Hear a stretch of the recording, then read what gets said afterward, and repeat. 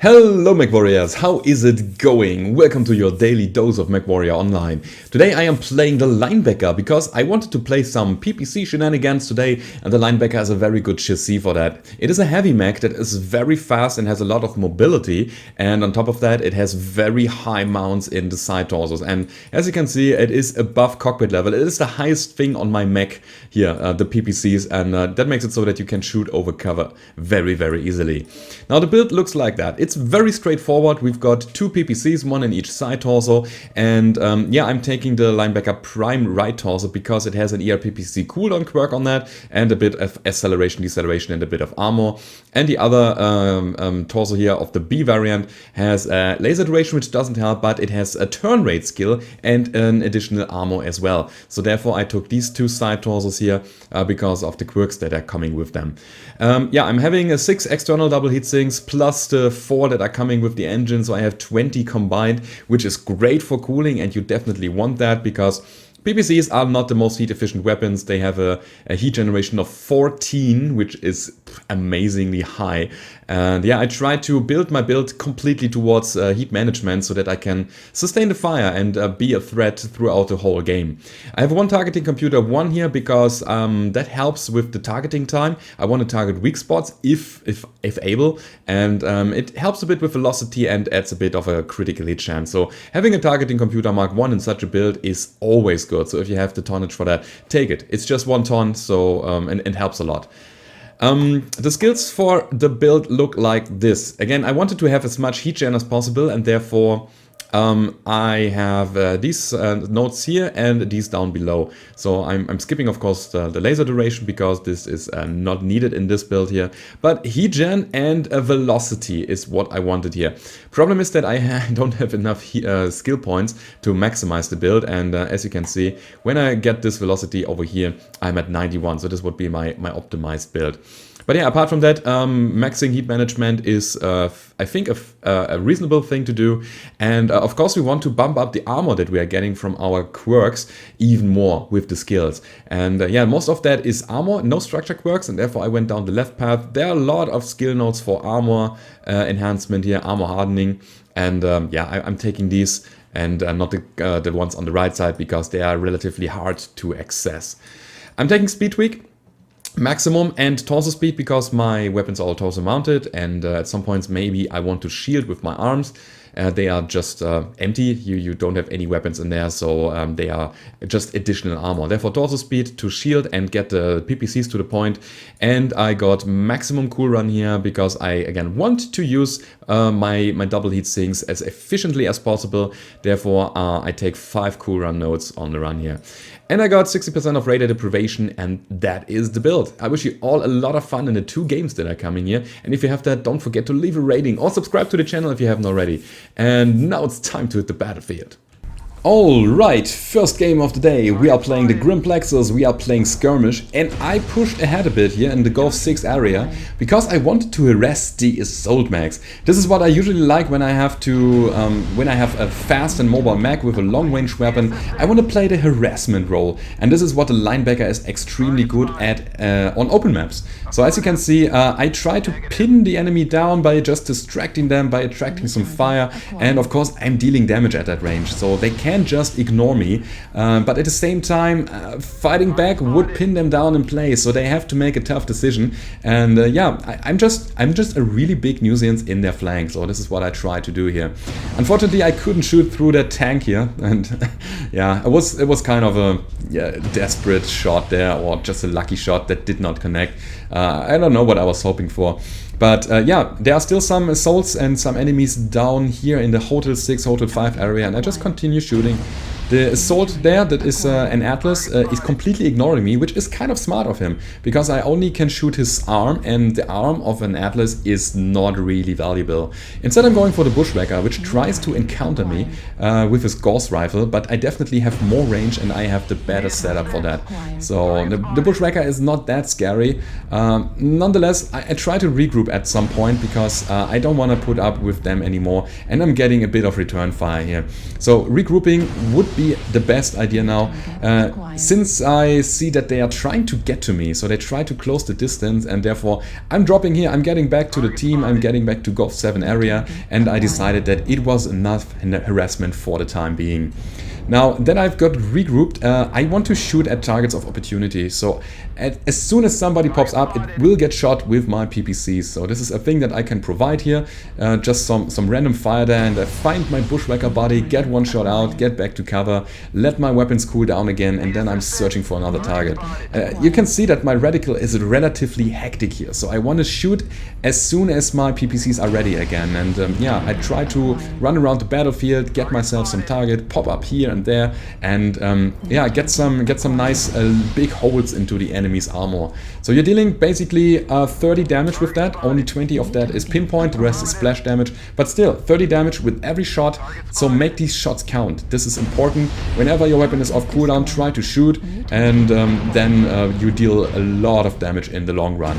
Problem is that I'm getting a lot of harassment on my own now from the enemy shooting my back, and I kind of panicked there. As you can see, I missed a lot of shots on the run, and now that the bushwhacker is out of the way, I can focus again, and I can slow the game down again and get back to cover, try to get myself another position, and yeah, find myself some nice target at mid to long range. What I really like about the build here is that you can just stay in second line, so you're most of the time not a really threat or priority to the enemy. So your brawlers on the front line, they are the ones. But what you need to make sure is, when you're playing such a build, help out your brawlers at all costs. What I am doing here is I was harassing the battle master a lot, so that that my teammates in the center here fighting these assaults down there have a bit of space to fight. So I took care that the battle master couldn't reach the fight, and that my buddies here were kind of safe. A good shot to the back of the Shadow Cat brings him down. That was relatively easy, and yeah, we are continuing the murder ball now, and we are just going in and try to get the kills. 7 and 3 at this point, so there is no point holding back anymore. Everybody just rushes in to clean up the battlefield from the enemy, and yeah, this is what you should do in such a situation. I knew that there was a guy behind me. I saw him earlier, and unfortunately it's a missile bow, so I really need to get close now. I can't trade hits with him at range, because he has more firepower with his LRM-20, double LRM-20 and medium laser build, and therefore I decided to get close to underrun his minimum distance and then shoot my PPCs point blank. This is a thing that you can always do, don't forget about that. You have the range, yes, but that doesn't mean that you need to use it at all times. So you can just get close, you can brawl with that, you can bring your PPCs to the point if needed, and yeah, that's a viable strategy as well. It was nice. It was a really good round here, and my harassment strategy worked out. We have some of the enemies that came in late, and as a result, my team on the front line had a good day just brawling. 615 damage, got 2 kills, 8 assists, and 4 components destroyed, and we are going over to the next round right now. So, second game of the day, we are playing the Mining Collective, we are playing Skirmish, and what I like to do in Skirmish is going to the Echo 5 area, shooting into Delta 5. However, I see that there are still guys in the tunnel, and I was like, oh, okay, if you give me free damage, I'll gladly take it. So I just set up here, I shoot these guys down in the tunnel. I'm not in optimal range, but almost, and as soon as they are getting shot at, they realize, oh wait, we should maybe move here. Problem is, we got somebody on top, it's an enforcer. I tried to shoot him, I got a good shot to his arm there, or leg, and another shot to the side also, but then that stupid grid there, it just blocked my shot, and I couldn't bring my PPC to the spot, and it just didn't connect. But anyway, I want to apply some more pressure, I want to get more shots to the enforcer, but I see that there's a light mech, and that there's still a guy standing down in the tunnel. I'm not sure if he was AFK or just standing there awaiting the shots, but I take the damage. The problem that I'm having is that I am hot, and I got a bit of internal damage because I'm overridden, and I overestimated or underestimated the heat that I'm generating with my PPCs here, and yeah, therefore I took a bit of damage. See an urban mech coming in with medium lasers and an AC-20, and I'm not too sure if I should fight this actually. So if he's getting close with his AC-20 and medium lasers, he's actually very scary, and therefore I decide to stay a bit at range. I shot the Kodiak there, and as soon as I see that I'm getting shot at again, I try to retreat. I was scared that the urban mech comes in, but it was only a fire starter, so Firestarter with medium lasers and machine gun. It's the Ember, it's the hero here. And yeah, I got some good shots to his side torso and I tried to bring him down now. So what I wanted to do is I wanted to shoot his side again to actually kill that guy, because I knew this build had an XL engine. Most of the time runs that. Problem is the Urban Mech shooting me from the top there, so it's actually dealing a lot of damage to me, and I should have backed up way earlier. So as you can see, my lag is kind of critical, my internals are critical because I overheated again a little bit. And yeah, I try to reposition myself now to another spot here. I wanted to hunt down the Firestarter. I wasn't too sure if I would get him, but I see that we have some targets over there that are worth killing. I'm committing to it. And I see on a glance on the left side, I don't know if you could see it, that the Firestarter is running around still, and I expect him coming up from the left side. So I wait here for a second. I didn't see him coming, and then I commit to the right side. I wanted to get that kill on the linebacker, shooting his leg down, going for chain fire here to increase the chance of hitting something, getting the kill, and then I see, oh yeah, that's a Firestarter, so let's shoot him. His side torso is open, and we get the kill as well.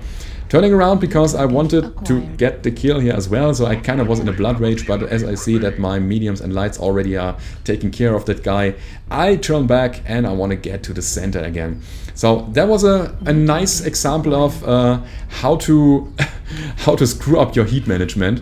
But still, we are still in the fight, and we have still some enemies to kill, and that Banshee here is kind of scary. So in this situation where my mech is, encountering a Banshee is very, very scary. So that one can take me down very easily, since my armor is not in best condition, and I mostly rely on armor. So the structure of a linebacker is very low compared to the armor, and therefore if you are open in a component, it means that you are most likely to lose that component in a second. So be aware of that. Don't go in too much if you don't have any armor on your components anymore in a linebacker, because then again your components will just fall off if you're getting shot at. But anyway, we are going over to the center. We still have 4 enemies around, and of course we want to get the kills as well here. So I couldn't shoot at these guys above because I was kind of blocked. My line of sight was obstructed by a friend, and I didn't want to risk any team damage here. But I'm fast enough to get into the spot there. I should have seen that the Locust is backing up, and I was like, what is that? Oh damn it, it's an Atlas. And therefore I'm pushing through. I try to turn around and try to push past him, getting one shot off, and then I'm kind of blocked. I couldn't run anymore. I wanted to get to the king trap there, but well, I have to fight the Atlas now. But the good thing is that everybody followed up and we got the kill very easily.